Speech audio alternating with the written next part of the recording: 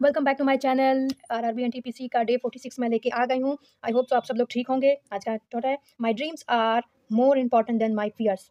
और मैथ में आपको ट्रिग्नोमेट्री पढ़नी है, हाई डिस्टेंस पढ़ना है। इसको सबसे पहले पढ़ने से हमेशा की तरह मैं यही बोलूँगी, ओल्ड क्वेश्चन लगाइए, फिर देन प्रैक्टिस कीजिए। उसके 5-10 जितने भी क्वेश्चन है टेस्ट दीजिए, फिर आप ये चैप्टर स्टार्ट कीजिए। और जब ये हो जाए उसके बाद फिर आप टेस्ट दीजिएगा 10-5 जैसा भी आप। अब 10 से 5 पे मत अटके रहिएगा। ये तो मैं एक फॉर एग्जाम्पल के लिए आपसे बोल रही हूँ। 10-5 से अधिक क्वेश्चन ही लगाइएगा। जितना भी हो जाए कम से कम प्रयास कीजिएगा। एक दिन में 50 क्वेश्चन लगाइए, तो इससे आपकी स्पीड भी बढ़ेगी और आपको जहाँ फँस रहा होगा पता चलेगा। बहुत से लोग बोलेंगे कैसे होगा, तो जब आप धीरे-धीरे लगाते रहेंगे, यही मैं बार-बार कहती हूँ, कंसिस्टेंसी बनाए रखिए। जब बार-बार आप कोई चीज़ की प्रैक्टिस करेंगे, निरंतर अभ्यास ही हर चीज़ में स्पीड लाता है। ऐसे तो सब कोई कर लेता है, लेकिन स्पीड ही तो होती है ना, तो इसीलिए मैं बार-बार कहती हूँ। तो अभी स्पीड बढ़ाएँगे, तो आराम से एग्ज़ाम में कम से कम हर चीज़ में स्पीड आपकी बढ़ी रहेगी, कैलकुलेशन करने की सोचेंगे, समझेंगे।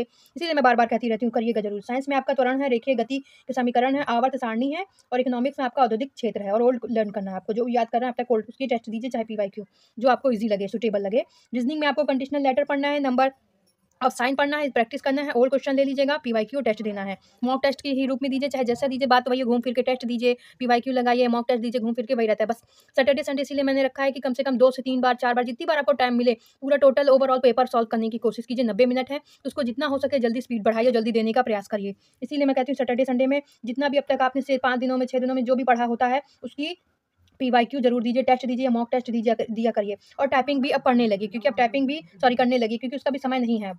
जितना धीरे-धीरे अब टाइपिंग स्टार्ट करेंगे, तो आपकी टाइम ऑन टाइम पे वो सही हो जाएगी। और जीके और करंट में आपको स्वराज पार्टी पढ़ना है, हिस्ट्री में गांधी और उनके आंदोलन जितने भी हैं, पढ़ लीजिएगा। और वर्ल्ड ज्योग्राफी में विश्व के प्रमुख शहर पढ़ने हैं, जो भी है, और करंट अफेयर और ओल्ड रिवाइज़ करना है।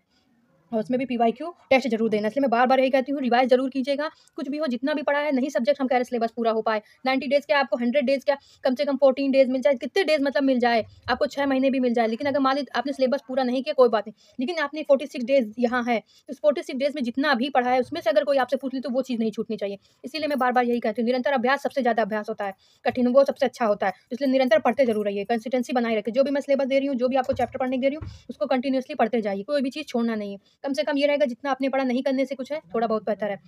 जितना ज़्यादा प्रैक्टिस करेंगे उतना ही आपके लिए अच्छा है, तो बस निरंतर अभ्यास करते रहिए। और all the best. Telegram channel का मैं लिंक दे दूँगी, मेरे चैनल को सब्सक्राइब ज़रूर कीजिएगा। राधे-राधे।